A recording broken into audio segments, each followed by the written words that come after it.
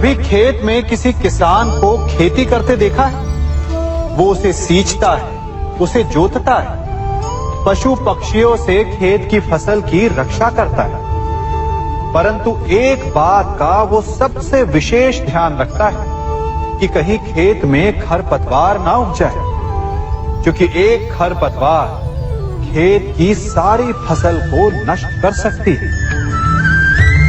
ठीक उसी प्रकार यदि वंश की कोई संतान खोटी निकल जाती है तो वो समूचे वंश का सर्वनाश कर देती है। इसीलिए संतान के लालन पालन में विशेष ध्यान देना आवश्यक होता है, क्योंकि संतान वो फसल होती है जो वंश के आने वाले समय को महान बना सकती है या फिर वंश का पतन भी कर सकती है। मनुष्य भी बड़ा विचित्र प्राणी है। अपनों से नीचे के स्तर के लोगों को वो हे दृष्टि से देखता है, उनका उपहास उड़ाता है, उनसे बार बार कहता है कि तुम्हारा कुछ नहीं हो सकता, तुम भविष्य में कुछ नहीं कर पाओगे। जब मनुष्य के पास धन संपत्ति मान होता है तो वो दूसरों का आदर नहीं करता, परंतु वो एक बात भूल जाता है कि उससे भी अधिक शक्तिशाली कोई अस्तित्व में है, और वो है समय। काल काल अपना चक्र कब बदलेगा ये कोई नहीं जानता। समय अपनी करवट कब लेगा ये कोई नहीं जानता। कोयला भी समय के साथ साथ हीरे में परिवर्तित हो जाता है। इसलिए जीवन में कभी भी किसी का भी उपहास नहीं उड़ाना चाहिए।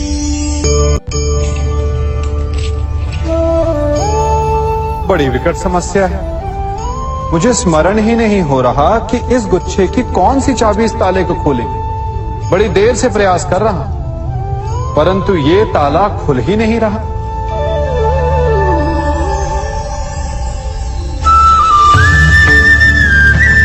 ऐसी परिस्थिति में आप क्या करेंगे?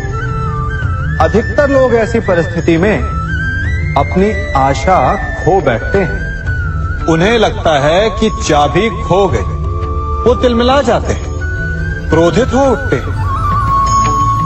परंतु उस समय धैर्य रखें तो गुच्छे की अंतिम चाबी ताला खोल सकती है।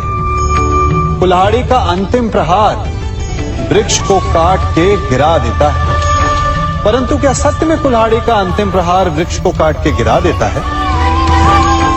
आपको आपका लक्ष्य दिला देता है? नहीं, आपका निरंतर प्रयत्न ही आपको सफलता दिलाता है। जब आपका मन निराश है तो अपने कार्य में दुगनी उत्साह से जुट जाए, क्योंकि अनावरत बहता जल ही कठोर चट्टान को काट सकता है। सफलता का मूल है परिश्रम, प्रयास और आशा। मनुष्य का जीवन ऋतुओं के समान होता है। आज ग्रीष्म तो कल वर्षा, परसों शीत।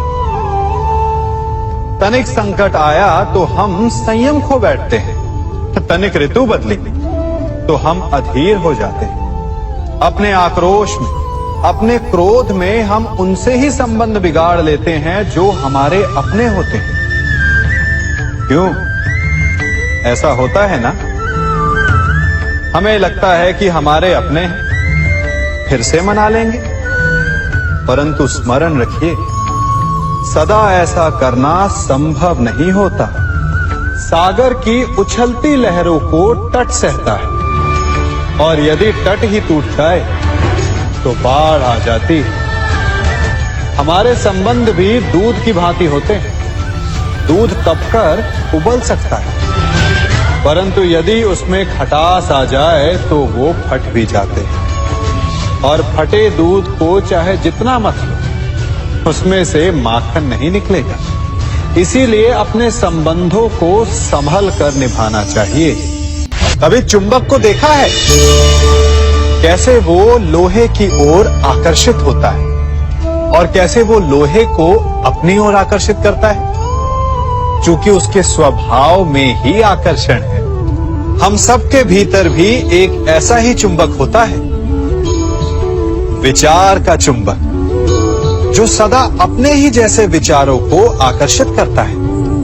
हम जो बोते हैं वही काटते हैं। उसी प्रकार हम जैसा सोचते हैं वैसा ही पाते हैं। साधु ईश्वर का नाम जपता है तो उसे ईश्वर मिल जाता है। अर्थात फल हमारी सोच पर निर्भर करता है। ओस की बूंद यदि केले के पत्ते पर गिरे तो वो कपूर बन जाती है। सीप में गिरे तो मोती, और यदि विषधर के मुख में गिरे तो विष।